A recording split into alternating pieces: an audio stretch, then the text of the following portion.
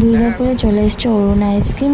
এখনও অবধি আমার জানা হয়েছে 3টে জায়গায় দুর্গাপুরে। এটা হচ্ছে একটা ব্যানার্সিটি ট্রাঙ্ক রোড, একটা জুম স্কুলের সামনে, আর একটা অগ্রণী গলির অপোজিটে। 3টে জায়গাতেই চলে এসছে অরুণ আইসক্রিম। অরুণ আইসক্রিম সবার ফেভারিট কেনা যায় না, আমার তো খুব ফেভারিট। তো আমি তো প্রথম দিন দেখেই আমি আর দিদি চলে গেছিলাম আইসক্রিম কিনতে। যত পেয়েছি নিয়ে এসেছি, ঘরে এসে সব টেস্ট করছিলাম।